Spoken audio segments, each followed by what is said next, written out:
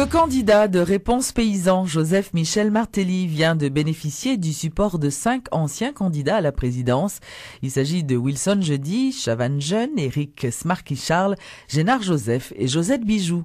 Lors d'un point de presse ce lundi à l'hôtel Le Plaza, la candidate Josette Bijoux a justifié son choix par le fait que Michel Martelly l'ait consulté. Elle dit souhaiter mettre sa compétence et son savoir-faire au profit de cette équipe au cas où ce parti parvienne au pouvoir le 20 mars prochain. Par ailleurs, le candidat de Réponse Paysan s'était rendu dimanche dernier à Fontamara où il a participé à un culte organisé à l'église de Dieu de Fontamara dirigé par le pasteur Jacques Chiba Vichelin. Dans une interview accordée à Télémétropole, Michel Martelly a expliqué sa présence dans cette église et le pasteur a indiqué qu'il avait reçu M. Martelly dans son assemblée comme il le ferait pour n'importe quel autre citoyen. Présence dans l'église là, exiger recevoir parce que on vient la prière, il vient chercher ça il besoin. Camper côté pour moi-même, c'est un fait naturel parce que ça ici, je dois camper côté que je veux. Nous croyons dans l'église là, nous croyons dans la religion et nous voulons encadrer, supporter. Oui, nous croyons dans mon Dieu. Et cependant, en tant que leader potentiel, non seulement nous croyons dans cette affaire, mais nous devons accepter tout le monde et gérer tout le monde et apprendre à vivre avec tout le monde. C'est dans ce sens que nous avons viré et que nous avons rencontré différents acteurs sur scène. C'est même là, dit pasteur qui souhaite une bonne chance. Dit pasteur à Paris pour leur les oreilles, moi c'est l'OM d'Afon ou dit pas ça parce que moi pour contre moi, sont humains même tout le monde, c'est ensemble pour nous rebâtir Haïti et m'a dit une fidèle, m'a dit tout le monde qui était présent là. Tout le monde qui a attendu, tout le monde qui a regardé et encore me renouveler l'engagement pasteur pour me dire que faut que nous veillions sur l'autre, faut marcher ensemble pour nous faire pays nous. Parce que là, au moins, nous connaissons bagaille. C'est que nous ne pas venir pour corruption, nous ne pas venir pour folie, pouvoir, nous ne pas venir dans ça pour enrichir nous, nous venir charger, bourré de bonne volonté, avec une ferme conviction qu'il faut nous retirer le peuple haïtien dans la souffrance. La candidate du RDNP dresse un bilan positif du déroulement de sa campagne électorale. Cependant, Myrlande Maniga déplore le comportement de certains partisans de son adversaire qui n'avaient pas fait montre de discipline lors de certains de ses rassemblements. Par ailleurs, l'ex-première dame se dit favorable à un retour de l'ancien président Aristide. Je pensais que était là déjà, parce que pendant que j'étais en province, je te dis que la rentrée dimanche soir, apparemment, il a déjà quitté l'Afrique du Sud. Et je t'ai toujours dit, la Valassien qui t'a posé une question, que si je suis président, je ne vais pas attendre que le président Aristide demande le passeport diplomatique là, je vais envoyer le Bali. Le président Préval a envoyé le Bali et lui-même a annoncé que il va rentrer en Haïti. Moi, dit en tant que citoyen, ni lui-même, ni le président Jean-Claude Duvalier, il doit vivre dans le pays. Donc, tout Haïtien doit respecter les lois de la République, il même tout respecter les lois de la République. Le président Jean-Bertrand Aristide dit que l'a venu pour faire des tâches d'éducation. Nous connaissons que dans le programme de gouvernement permanent, éducation sont priorité. Alors, moi dis président Aristide, bienvenue pour exécution, pour aider à exécuter le programme d'éducation ça. Les États-Unis demandent à l'ex-président haïtien Jean-Bertrand Aristide de différer son retour en Haïti. Selon le porte-parole du département d'État, Marc Tonnerre, le retour de Jean-Bertrand Aristide cette semaine ne peut être vu que comme le choix conscient d'avoir un impact sur les élections en Haïti. Nous demandons instamment à l'ancien président Aristide de différer son retour jusqu'après l'élection, a déclaré M. Tonnerre, afin de permettre aux Haïtiens de voter dans une atmosphère pacifique. M. Tonnerre affirme qu'un retour d'Aristide avant les élections du 20 mars pourrait potentiellement être déstabilisant pour le processus électoral. Il précise que Washington a demandé au gouvernement sud-africain de faire la même démarche auprès de M. Aristide. La ministre de la Culture et de la Communication, Marie-Laurence Jocelyn-Lassègue, a annoncé officiellement son soutien à la candidate Myrlande Hippolyte-Maniga.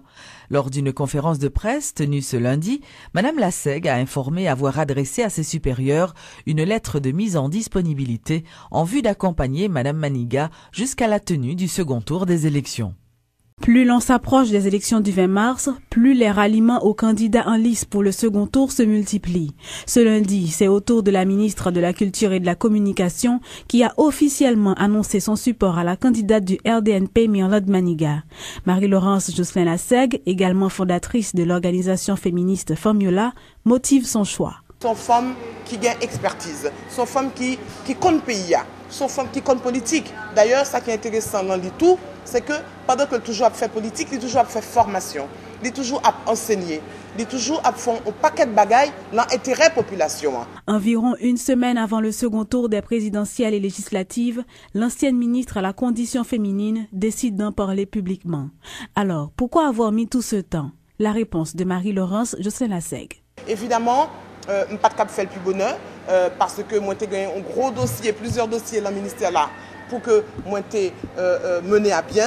J'appuyais les mairies pour le carnaval. Il fallait que ça se passe bien. C'était aussi une demande de la population. Vous voyez? Et vous savez, en politique, il y a ce qu'on appelle la dernière ligne droite. Eh bien, c'est la dernière ligne droite pour aller voter Myrlande. Et devant un tel attachement pour la candidate du RDNP, Marie-Laurence Jocelyn-Lassègue s'est aussi décidée à faire des sacrifices.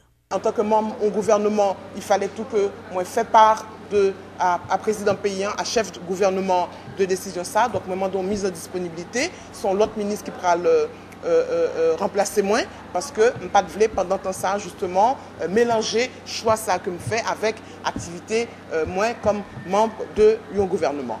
Je n'irai pas au ministère, je ne pas utiliser machine l'État, je ne pas utiliser gaz l'État. Comme on dit, moi je prône la politique autrement.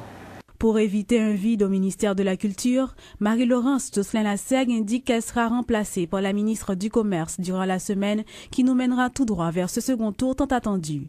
Entre-temps, Madame Lassègue lance un appel aux citoyens, notamment aux organisations féministes, aux femmes et à la jeunesse, à soutenir également Madame Maniga.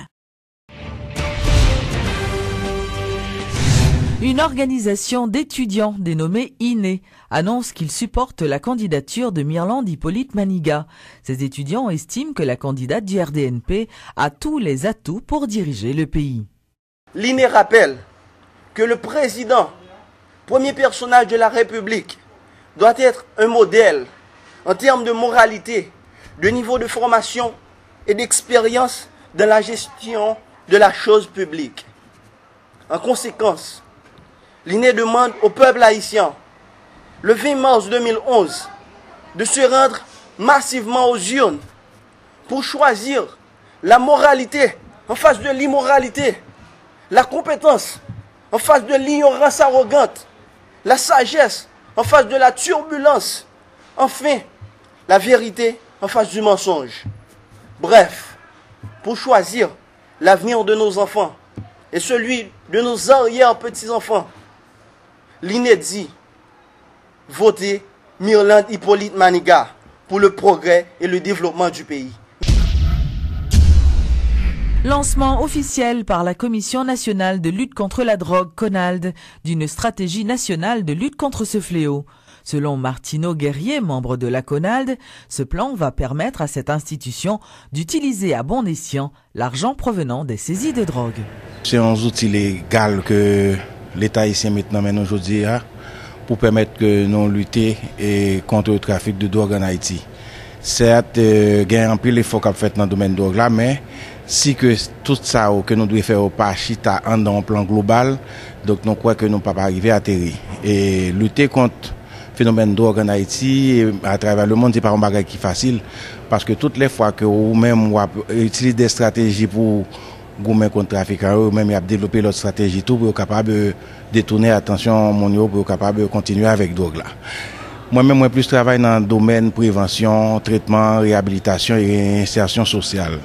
Donc, moi travaille dans la réduction de la demande et nous on travaille avec des institutions partenaires telles que APAC et Hôpital Massin Klein, Hôpital Bedet et nous fait des formation sous drogue dans le niveau scolaire et nous faisons prévention tout à travers des réseaux que nous gagnons qui travaillent dans la lutte contre la drogue. Dernièrement, nous avons fait un séminaire au Cap-Haïtien à l'hôpital Justinien pour permettre que nous gagnions une politique qui est établie pour si on est affecté par problème de drogue là pour qu'on qui gens sont capables de traiter mon yo. Et même séminaire ça nous pourrons reprendre Nito dans le sud au CAI la semaine prochaine. Tout ça c'est des efforts qu'a fait, mais là qu'on a ouvert une stratégie nationale de lutte, ça permet que l'Europe fait plan d'action pour année tout ça qu'on peut faire déjà inclus dans le plan d'action. Et à travers ça, on a des moyens et financiers et non mais tout pour permettre que réaliser et atteindre l'objectif. L'éducatrice très connue Odette Roy-Fonbrun a été honorée par le ministère à la condition féminine et aux droits des femmes. Madame Fonbrun a été récompensée pour sa contribution à l'amélioration de la qualité de l'éducation dans le pays.